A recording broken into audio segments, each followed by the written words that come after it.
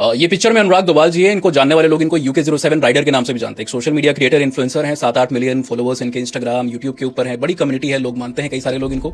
10-12 करोड़ की गाड़ियां हैं, लैम्बोर्गिनी है इनके पास, कावासाकी जैसी बाइक्स और बहुत सारी चीज इनके पास है। रिसेंटली एक इनके डेथ का वायरल वीडियो काफी सोशल मीडिया पे हो रहा था। ऑल्दो आपको बताते चले कि he is not death, hospital ने यहाँ पर बताया है कि हेल्दी हैं, स्टेबल हैं और सेफ हैं ये, ठीक है, मृत्यु नहीं हुई है। क्यों ये क्लेम्स आ रहे थे? देखिए, दिल्ली मेरठ एक्सप्रेस वे पे 140-50 की रफ्तार पे अपनी टोयोटा फॉर्च्यूनर चला रहे थे।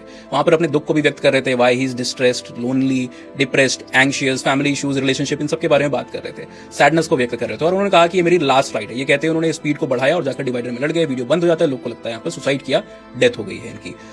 लेकिन एक और चीज है यहाँ पर कि हमारी जो सोसाइटी की इनसेंसिटिविटी है ना, वो भी दिखती है हमें। ठीक है, कई बार इंसान ऐसी चीजों को ना लेजिटिमेसी के लिए, वैलिडेशन के लिए, रीच पाने के लिए भी करता है। ड्रामा भी कई बार इंसान कर सकता है, कोई अनकॉमन नहीं है। लेकिन अगर कोई इस तरह की बातें कर रहा है तो उस समय हमें थोड़ा सा सेंसिटिव होने की जरूरत है। कमेंट सेक्शन में आप देखोगे लोग वहां पर कमेंट कर रहे हैं कि जा मर जा, जा लड़ जा, भिड़ जा, इस तरह के कमेंट आपको आ रहे हैं जो हमारी इनसेंसिटिविटी जो किस तरीके से बढ़ रही है उसको यहाँ पर दिखाता है। दूसरा एक साइड है यहाँ पर कि हम अक्सर कहते हैं ना कि it is better to be sad in a Lambo. एक लैम्बोर्गिनी 5 करोड़ की गाड़ी के अंदर में आप अगर दुखी हो तो फिर भी बेटर है then being poor and sad. लेकिन एक्चुअली में ना, जब आप सैड होते हो या हैप्पी होते हो तो जो इन्वायरमेंट होता है कई बार वो इनडिफरेंट हो जाता है।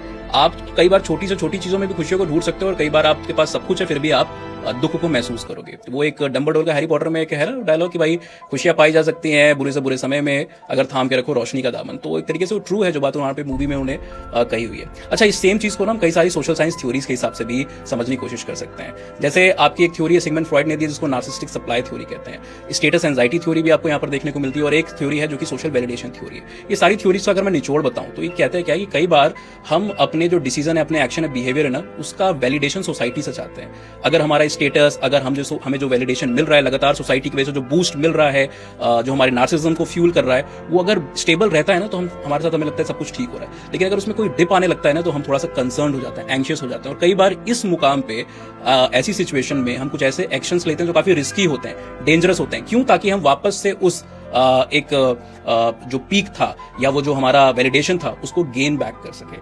यो हनी सिंह को देख लो, आप कपिल शर्मा को देख लो, सब रफ पैथ से गुजरे हुए हैं and they have again try to come back. तो जरूरी होता है कि कभी भी जब हम इस लो पैथ से गुजर रहे हो तो हम होप को ना छोड़े और हम कुछ रिस्की बिहेवियर ना करें ताकि हम वैलिडेशन को गलत तरीके से प्राप्त करने की कोशिश करें। एक और चीज यहाँ पर कि WHO का डाटा हमें साफ बताता है कि आज के समय में आने वाले 40-50 साल में मेंटल हेल्थ जो रिस्क है ना वो बाकी सारी बीमारियों से बढ़कर के होगा। तो we need to be more sensitive as a society towards these issue. I do think that. आपका क्या कहना है? चैट बॉक्स में जरूर बताइए।